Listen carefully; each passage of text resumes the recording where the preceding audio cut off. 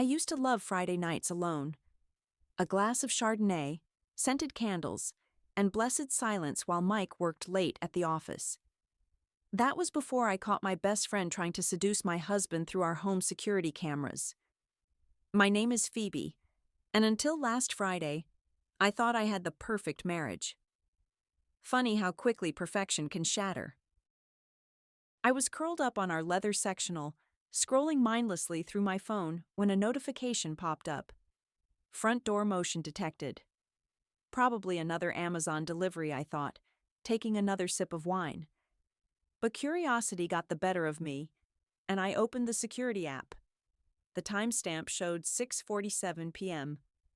There was Sophia, perfectly coiffed in that effortlessly sexy way she manages, standing at my front door. Mike let her in immediately, like he'd been expecting her. "You're early," he said, smiling that crooked smile I fell in love with 10 years ago. "Couldn't wait to see you." Sophia's voice dripped honey. She touched his arm, letting her hand linger. "The house is so quiet without Phoebe here." My stomach clenched. I switched to the living room camera, wine glass frozen halfway to my lips. They settled onto the couch. My couch, barely a foot apart. Sophia laughed at everything Mike said, tossing her hair back in that practiced way she does. I'd seen her deploy these tactics countless times at bars, but never in my own home. Never with my husband. "Want a drink?" Mike asked, already heading to the kitchen. "You know what I like," Sophia called after him. The way she said it made my skin crawl. I checked the kitchen feed. Mike grabbed the expensive bourbon I'd bought him for our anniversary, the one he claimed he was saving for a special occasion. "Remember that weekend in Aspen?" Sophia asked when he returned. "Before Phoebe and you got serious?" Mike's pause lasted a heartbeat too long. "That was a lifetime ago." "Was it?" Sophia leaned closer. "Sometimes I wonder what would have happened if you'd chosen differently." "Sophia." Mike's voice held a warning, but he didn't move away. "Oh, come on. She's not here. She never is anymore, always busy with her little design projects." Sophia's hand found his knee. "She'll never know." The wine glass slipped from my fingers, shattering on the hardwood floor. Red wine spread like blood across the pristine surface. I rewound the footage, watching it again. And again. Each viewing revealed new details. The way Mike's breath caught when Sophia touched him, how his wedding ring glinted as he handed her the bourbon, the familiar ease of their interaction. My phone buzzed. A text from Mike. "Working late again." "Don't wait up," I typed back with steady fingers. "No problem. Having wine with Haley anyway. Have fun at work."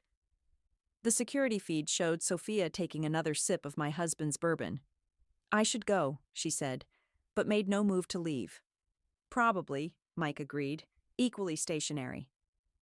I closed the app and stood up, careful to avoid the broken glass. The wine had already started seeping into the floorboards. It would leave a stain, a permanent reminder of this moment. 10 years of friendship with Sophia flashed through my mind. College roommates, maid of honor at my wedding, weekly wine nights, vacation photos, shared secrets. A decade of memories tainted by what I'd just witnessed. My hands shook as I dialed Haley's number. She picked up on the second ring. "Remember when I played Lady Macbeth in community theater?" I asked without preamble. "Of course. You were terrifying." "Why?" I watched the wine spread further across my floor, marking its territory like a wound. "Because I'm about to give the performance of my life, and I need your help." "Phoebe, what's going on?" I took a deep breath, steadying myself. "Get your overnight bag ready. I'll be there in 20 minutes. And Haley, don't post anything on social media about me visiting. As far as anyone knows, I'm still out of town." I hung up and opened the security app one last time. Sophia was leaving now, her goodbye to Mike lasting longer than it should have. As I watched her walk to her car, I remembered something she once told me about karma. What goes around comes around, but only if you give it a little push. Well, Sophia, time to push. God, I was so blind, I said, pacing Haley's loft while she poured us both generous glasses of Merlot. The signs were everywhere.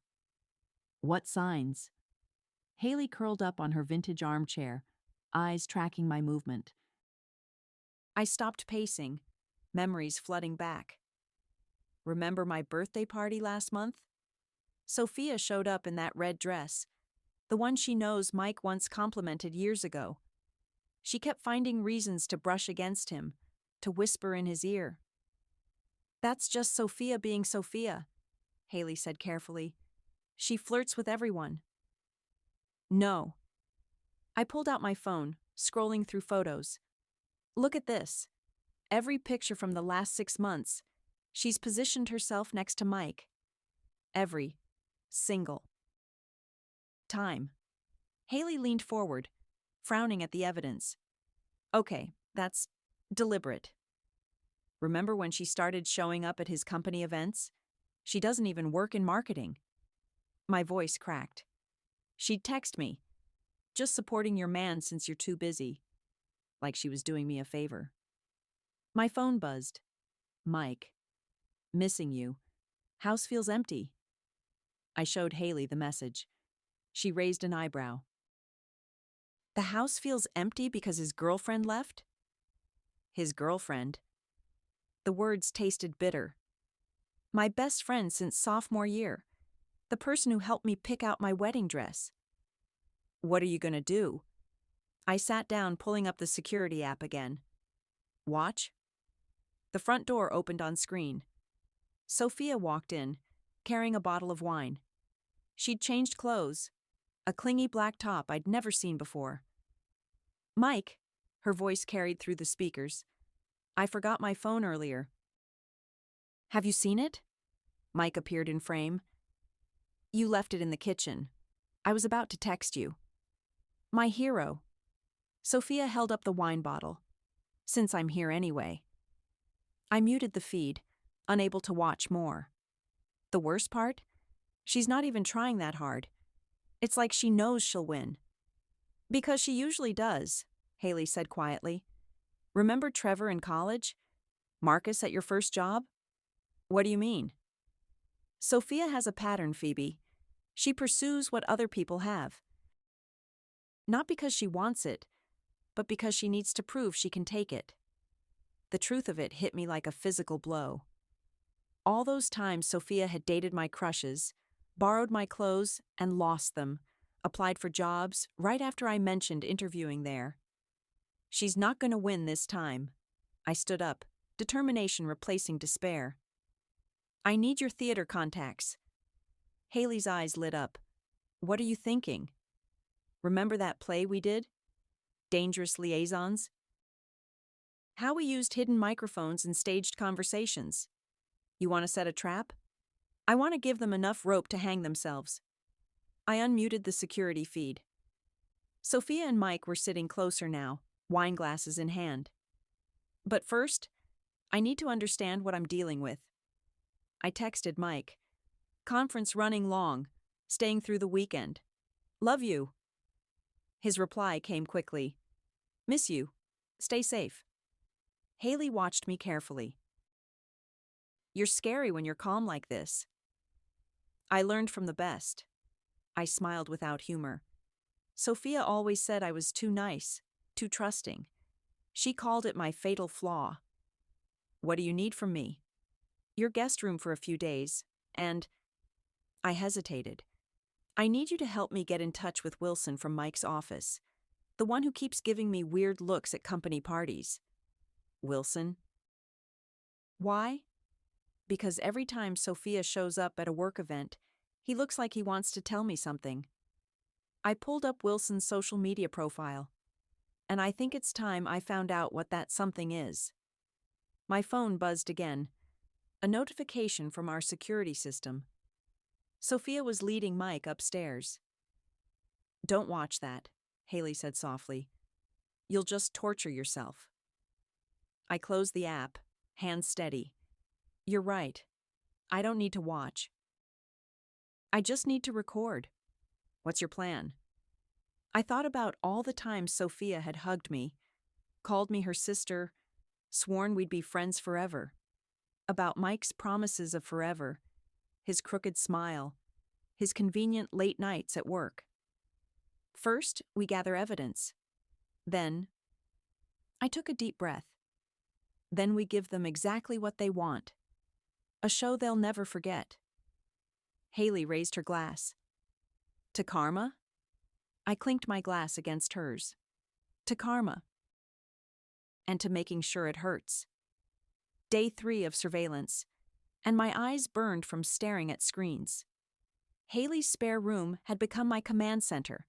Laptop, tablet, and phone all streaming different camera feeds.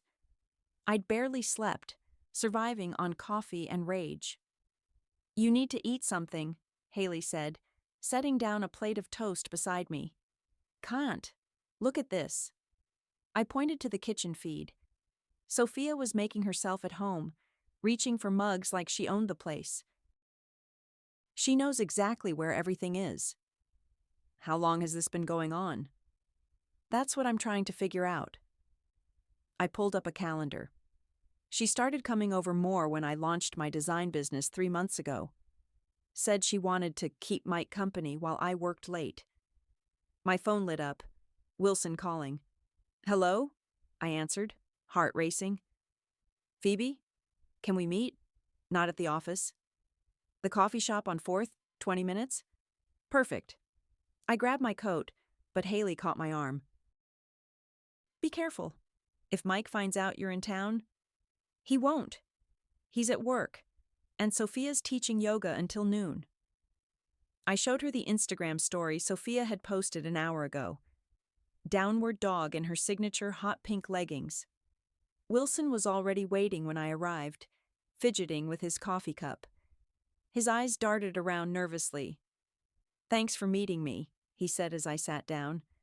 "I've wanted to tell you for weeks, but it's complicated." "Uncomplicate it." He pulled out his phone, showing me texts from Mike. My stomach lurched at the timestamps. Late nights when he was supposedly working. "He's been asking me to cover for him," Wilson said. "Sign him in, make it look like he's at the office. But that's not the worst part." "What is?" "There's a project, high-stakes client, huge commission. Mike's lead on it, but..." Wilson lowered his voice. "He's been sloppy, missing deadlines, showing up unprepared. The client's threatening to pull out. And if they do, the company loses millions. Mike loses everything. Job, reputation, probably that fancy house you just bought." The pieces clicked. That's what Sophia meant. "What?" I pulled out my phone, showing him the security footage from yesterday. Sophia's phone left carelessly on the counter, screen visible. "You better lock it down if you want that house." Wilson's face went pale. "There's more. The client? They're considering moving the account to Sophia's friend's agency, the one she keeps accidentally running into at industry events." "She's not just trying to steal my husband," I whispered. "She's orchestrating his downfall. Mike doesn't see it. He thinks she's helping him network, giving him insider information. But Phoebe?" Wilson hesitated. "Every tip she's given him has backfired. Every introduction has made things worse." My hands shook as I typed notes on my phone. "Why are you telling me this?" "Because I have a family, a mortgage. If this project tanks..." He shook his head. "I can't go down with him." "Send me everything," I said. "Emails, texts, meeting notes. I'll make sure you're protected." Back at Haley's, I reviewed the new information. Mike wasn't just betraying me. He was spiraling, desperate. And Sophia was playing him like a violin. "Look at this," Haley said, pointing to her laptop.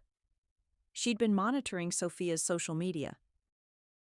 She's been posting these cryptic captions. Sometimes you have to break something to fix it, and the best things in life belong to someone else first. Classic narcissist breadcrumbs, I muttered. She wants people to figure it out eventually. It's part of the thrill.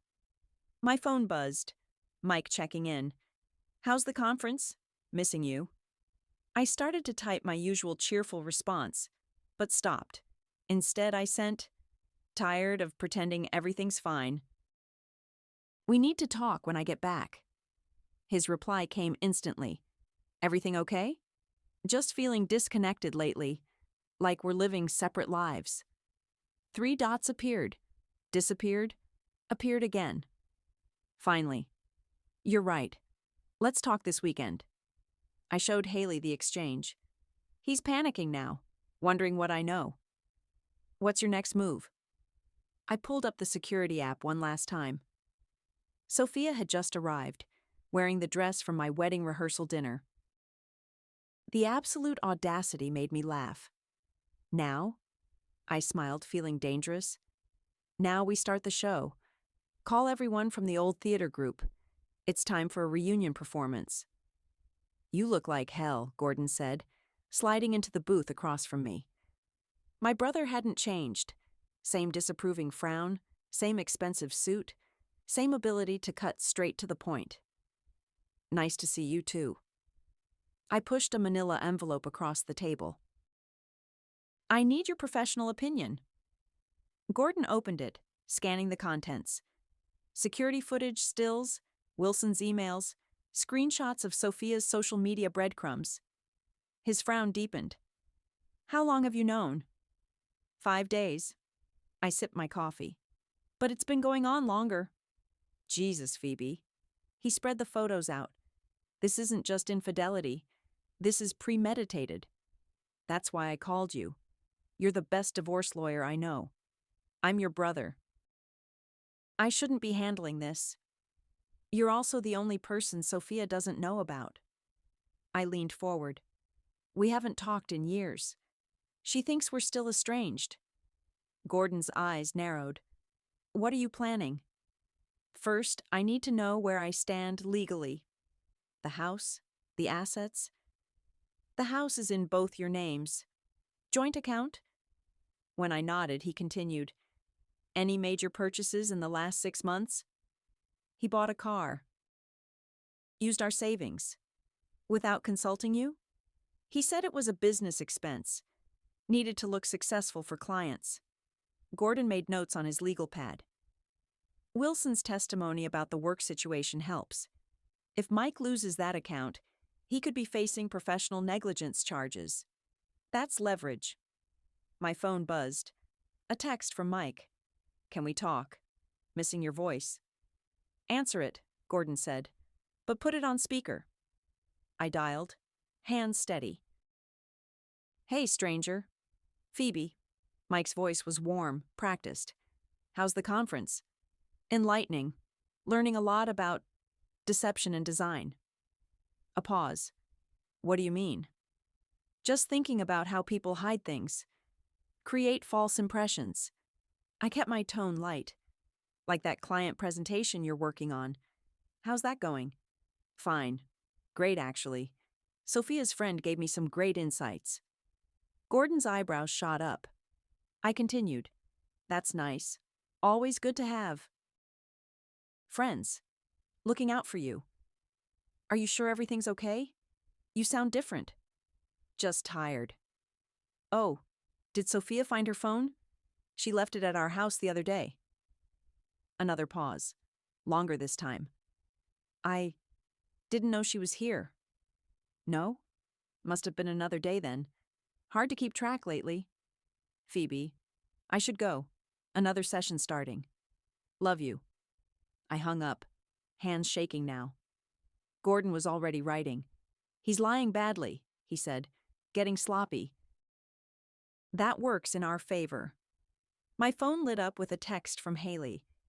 You need to see this now. I opened the link she sent.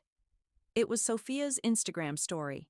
A photo of my living room artfully blurred but recognizable, with the caption, "Home is where the heart is, or where it's going to be." "The audacity," Gordon muttered, reading over my shoulder. "She's not even trying to hide it anymore, because she thinks she's won." I pulled up another message, this one from Wilson. "Mike missed the client meeting. Sophia's friend's agency is presenting tomorrow." Gordon gathered the evidence back into the envelope. "What do you want, Phoebe? Really want?" "I want them to feel what I'm feeling. I want them to know what it's like to have everything stripped away, piece by piece." "That's not an answer. I want my house, my dignity." And I smiled, cold and sharp. "I want them to destroy each other without ever realizing I lit the fuse." Gordon studied me for a long moment. "The statute of limitations on being a protective big brother never expires. Are you sure about this? Remember when we were kids and you taught me to fight back against bullies? You said, don't just hit back, make them regret ever thinking you were an easy target. You were 12. The principle still applies." I stood up, gathering my things. "I need you to draft papers, but don't file yet. And Gordon, thank you. For everything." He caught my arm as I turned to leave. "What's your next move?" I showed him the group text I'd just sent to my old theater friends. "Emergency meeting tonight. Bring your best scheming faces and your worst intentions. It's showtime." "You're terrifying," Gordon said, almost proudly. "No," I corrected him. "I'm just finally playing the role I was born for." The key turned silently in the lock. After 5 days of watching them through cameras, stepping back into my own house felt surreal. Everything looked the same, but nothing was. Voices drifted from the living room, laughter, music, the clink of glasses. I checked my phone. 8:47 p.m., right on schedule. "I still can't believe she hasn't caught on," Sophia was saying. "Remember when she tried community theater? Always overacting, so desperate for attention." Mike's laugh felt like a knife in my chest. "She's been too busy with her design empire to notice anything." I adjusted my blazer, touched up my lipstick, and stepped into the doorway. "Actually, I've noticed quite a lot." The silence was delicious. Sophia's wine glass froze halfway to her lips. Mike's face went from relaxed to terrified in seconds. "Phoebe!" He stood up too quickly, knocking over his bourbon. You're supposed to be at a conference." Funny thing about conferences. I moved into the room, heels clicking on the hardwood. They end, like marriages, like friendships. "This isn't," Sophia started, but I cut her off. "Don't get up. Your cab's outside." "What cab?" She tried to sound confident, but her voice shook. I dropped the manila envelope on the coffee table. "The one you'll need after you look at these." Mike reached for the envelope, but I slapped his hand away. "Ladies first. Go ahead, Sophia. See what 10 years of friendship gets you." She opened it slowly, color draining from her face as she flipped through the contents. Mike peered over her shoulder, his expression changing from confusion to horror. "You've been watching us?" he demanded. "No, I've been directing you. Like a play." "And you both performed beautifully." I poured myself a glass of their bourbon. "Though your timing needs work. Meeting your lover while your wife's at a conference? Pretty cliché." Sophia stood up, trying to regain control. "You're being dramatic, as usual." "Am I? Tell me, how's your friend's agency doing? Ready to take over Mike's client tomorrow?" That hit home. Mike's head snapped toward Sophia. "What's she talking about?" "She's lying," Sophia said quickly. "She's just jealous, like always. Jealous that you finally saw what was right in front of you." "Right in front of him?" I laughed. "You mean like these emails to the client? The ones where you've been undermining him for months?" Mike grabbed the papers, reading frantically. These are confidential. How did you? Wilson says hi, by the way. He's very concerned about the company's future. And his own. Sophia's composure cracked. You don't understand. This isn't what you think. I think it's exactly what I think. You wanted my house, my husband, my life. But you didn't just want to take it. You wanted to destroy it first. Phoebe. Mike stepped toward me. Don't. I held up my phone. Security app open. I have everything. Every visit, every conversation, every little plan you made while I was supposedly too busy to notice. Headlights swept across the windows. The cab I'd ordered earlier. You should leave, I told Sophia. Before I send these photos to your yoga studio, I hear they're very particular about their instructors' reputations. You wouldn't. Try me. I turned to Mike. And you should pack a bag. Gordon will be serving you papers tomorrow. Gordon? Mike's face went pale. Your brother Gordon? The divorce lawyer? The very same. Turns out family comes through when it matters. Sophia grabbed her purse, mask finally cracking completely. This isn't over. Actually, it is. But before you go? I smiled. The same smile she'd taught me in college when we practiced flirting with boys. I thought you were smarter than this. Leaving your phone unlocked on my counter? Amateur move. She froze in the doorway. What did you see? Everything. Now get out of my house. The cab honked outside. Sophia fled, heels stumbling on the steps. Mike stood in the middle of the room, lost and small. Phoebe, please. We can fix this. I took another sip of bourbon, savoring the burn. No, we can't. But don't worry. I'm sure Sophia will take good care of you after tomorrow's client meeting. Oh, wait. I checked my watch. I forgot to mention. The client canceled an hour ago. Something about leaked emails?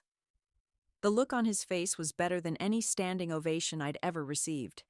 You think you're so clever, Mike snarled, mask of contrition falling away. You have no idea what you've done. Enlighten me. I settled into my favorite armchair, the one Sophia had been occupying minutes earlier. That client? They weren't just any account. They were my ticket out. Our ticket out. Our? Sophia and I had a plan. Take the commission, start our own agency. But you, he grabbed the bourbon bottle, drinking straight from it. You just ruined everything. Like you ruined our marriage? Our marriage. He laughed bitterly. You checked out months ago. All about your precious design business, networking, building your brand. So naturally you decided to sleep with my best friend. She understands me, supports me, unlike you. I pulled out my phone, playing an audio file. Sophia's voice filled the room. Once the account transfers, we'll tank his reputation. Make sure he can't work in marketing again. Then the house is as good as mine. Mike's face went ashen. That's not real. No? Here's another one. I played a different clip. Sophia talking to her friend at the agency. He's such an idiot. Thinks I'm helping him, but really? He's helping us steal his biggest client. The bourbon bottle slipped from his hand, crashing to the floor. She wouldn't. She would. She did. Want to know the best part? I leaned forward. While you were playing house with her, I was playing chess. Every email you sent her, forwarded to my lawyer. Every secret meeting, recorded. Every plan you made, documented. You'll go down with me, he threatened. I'll tell everyone how you spied on us. Go ahead. Tell them how I used my own home security system to catch my cheating husband and backstabbing best friend. I'm sure that'll play great in divorce court. My phone buzzed. A text from Wilson. HR wants to meet with Mike tomorrow morning. Oh, look, I showed him the message. Seems your day is about to get worse. You bitch. He lunged forward, but I was ready. Touch me, and assault charges join the list. I held up my phone. Still recording, honey. The doorbell rang. Mike's eyes darted to the entrance. That'll be Gordon, I said. He insisted on being here for this part. What part? I opened another email on my phone. The part where I show you what Sophia's been up to with Wilson. Wilson? His voice cracked. Turns out she's been hedging her bets. Playing you against him against you. Smart, really. Until Wilson's wife found out. Gordon walked in, briefcase in hand. Everything okay here? Perfect timing. I handed Mike a stack of papers. These are your options. Option 1. Sign the divorce papers, admit to professional misconduct, and walk away with enough to start over. Option 2. Fight me, and I release everything. To your company, to the industry, to every client you've ever had. You wouldn't. Try me.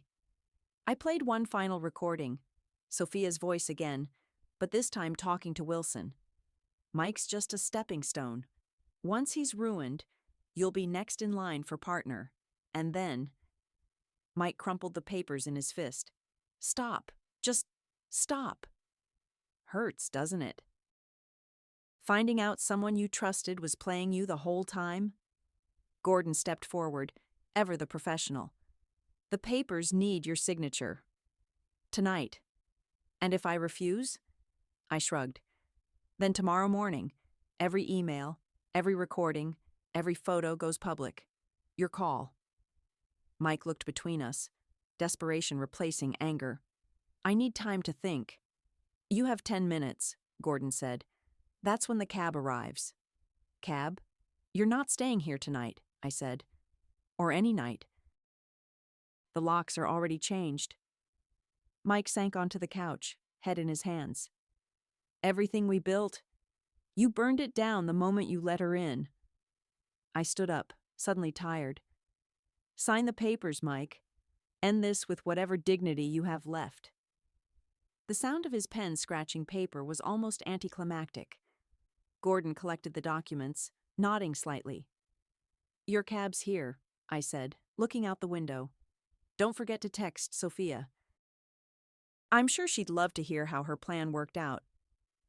As the door closed behind him, Gordon turned to me. You okay? I picked up the fallen bourbon bottle, surprisingly unbroken. No, but I will be. The doorbell rang at midnight. I watched through the security camera as Sophia swayed on my porch, mascara streaked down her face. I know you're in there, she shouted. Open the door, Phoebe. I pressed the intercom. You're drunk, Sophia. And you're a manipulative bitch. Let me in. We need to talk. Like you talked to Mike? Or to Wilson? Or to Wilson's wife? She pounded on the door. You don't understand. I had to do it. Had to? I opened the door but stayed behind the security chain. Had to destroy my marriage? Had to sabotage Mike's career? You had everything, her voice cracked. The perfect house, the perfect husband, the perfect life. You didn't deserve it. And you did. I worked harder than you. I wanted it more. She tried to push the door, but the chain held. You just coasted through life, playing house, while you what? Plotted and schemed? Betrayed everyone who trusted you? At least I fought for what I wanted. I laughed, the sound sharp in the midnight air. No, you tried to steal what other people built. There's a difference. Mike loved me first, she spat. Back in college, before you swooped in with your innocent act. Is that what this is about? Ancient history? He was mine, and now he's nobody's. I pulled out my phone, showing her the signed divorce papers. Congratulations. You destroyed him. Happy? She stumbled back, reality finally hitting.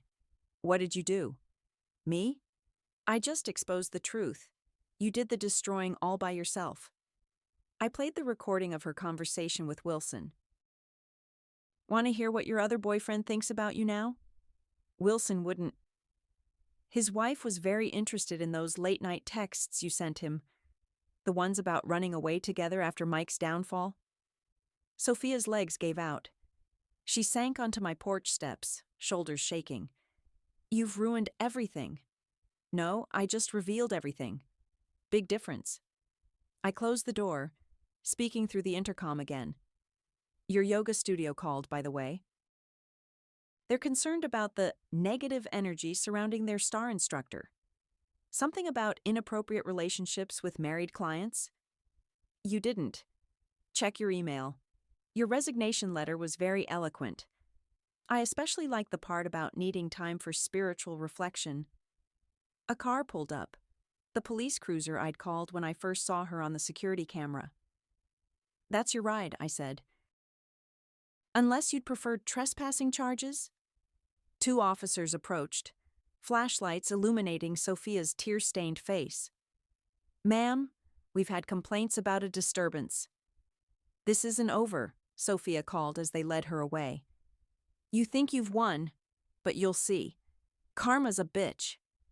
So am I muttered, watching through the window as they drove off. My phone buzzed. Haley. Just saw Sophia's yoga studio posted about her sudden departure. You okay?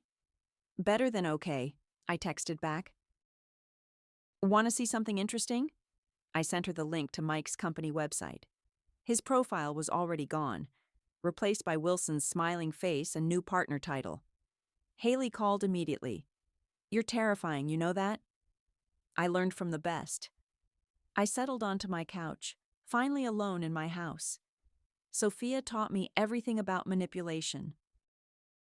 She just never thought I'd use it against her. What happens now? Now. I opened my laptop, pulling up the security footage from earlier. Now I edit this into a beautiful cautionary tale about betrayal and consequences. You're not really going to post it? No, but knowing I could? I smiled, watching Mike's desperate face on screen as he signed the papers. That's better than revenge. Speaking of revenge, Haley paused. Gordon called. Said Mike's trying to get a job at Sophia's friend's agency. I laughed. Good luck with that. I sent them the full file on how they tried to steal the client. They're not touching him with a 10-foot pole. And Sophia? Last I heard, Wilson's wife is filing a civil suit. Something about emotional distress and alienation of affection. You orchestrated all of this, didn't you? I took a sip of Mike's expensive bourbon. I just gave them opportunities to show their true colors. They did the rest themselves. Remind me never to cross you. Don't worry, I said, watching the security footage play out like my own private theater production. I only go nuclear on people who deserve it. The realtor planted the sold sign in my front yard as I sipped coffee on the porch. My phone buzzed with notifications. Apparently, Sophia had finally surfaced on social media. You have to see this, Haley texted, followed by screenshots. Sophia's post was predictably dramatic. Sometimes those closest to us wear the prettiest masks. Trust no one. Betrayed, shunned karma. My truth. I laughed, showing my phone to Gordon, who was reviewing the final sale papers beside me. Still playing victim? He asked. Always. Though it's less effective from her parents' basement in Ohio. The realtor approached with the closing documents. Ready to make it official? More than ready. I signed where indicated, feeling lighter with each signature. Congratulations, she said. The new owners can move in next week. Gordon raised an eyebrow. Sure about this? You're making a healthy profit, but this house was your dream. Dreams change. I stood up, stretching. Besides, I bought something better. My phone rang. Wilson's wife, Amanda. Just thought you should know, she said without preamble. The judge granted the restraining order. Sophia can't come within 500 feet of us or the agency. How's Wilson handling everything? Better now that he's in therapy. The promotion helps too. She paused. Thank you, Phoebe, for showing me the truth before it was too late. After hanging up, I checked my work email. 3 new design clients, all referred by people who'd heard about my amazing eye for detail and ability to see what others miss. Ready for the grand tour? I asked Gordon. We drove across town to a converted industrial space. Brick walls, huge windows, and enough room for both my design studio and a small theater space. "You bought this?" Gordon whistled. "Must have cost a fortune." Actually, it was a steal. The owner was desperate to sell after his marketing agency went under. I smiled. Funny how that worked out. "Mike's old building? You're evil?" "I prefer poetic." I unlocked the front door. Besides, the community theater group needed a new home. "We're doing Dangerous Liaisons next month." "How fitting." Haley was already inside, directing volunteers hanging lights. "Perfect timing. We just got an interesting email." She showed me her tablet. It was from Mike, sent to my business account. "I know what you did. All of it. The recordings, the setups, everything. You're not as innocent as everyone thinks." "Want me to handle it?" Gordon offered. "No need." I typed a quick reply. "Dear Mike, thank you for putting that in writing. My lawyer will add it to the harassment documentation. P.S. How's the job search going?" "Block and delete," Haley said approvingly. I surveyed the space, my space, as volunteers transformed it from a corporate shell into something alive with possibility. "You know what the best revenge is?" I asked no one in particular. "Living well?" Gordon suggested. "No." I pointed to the theater space. "Telling the story your way. On your terms." My phone buzzed one last time. A news alert about Sophia's former yoga studio. They were expanding, taking over the empty storefront next door. The one she'd always talked about turning into her own studio someday. "Should we invite her to opening night?" Haley joked. "No need." I pulled up the security footage from that final confrontation, the one I'd kept as insurance. She already gave her best performance. Gordon checked his watch. "Speaking of performances, I have court in an hour. You good here?" "Better than good." I hugged him tight. "Thank you. For everything." After he left, Haley helped me unpack boxes in my new office. We found the old wine glass, the one I'd dropped when this all started. "Keep it?" she asked. "Definitely." I placed it on my desk. A reminder that sometimes things have to break before they can become something better. Outside, a moving truck pulled up with the theater group's old props and costumes. I watched them unload pieces of sets, fragments of stories waiting to be retold. "Ready for your next act?" Haley asked. I looked around at my new kingdom, built from the ashes of betrayal and decorated with hard-won wisdom. "Actually," I said, "I think this is exactly where I'm supposed to be." The afternoon sun streamed through the windows, casting spotlight-shaped shadows across the floor. Somewhere in Ohio, Sophia was plotting her comeback. Somewhere in the city, Mike was facing the consequences of his choices. But here, in this space, I was finally, completely, authentically myself. And that was the greatest victory of all.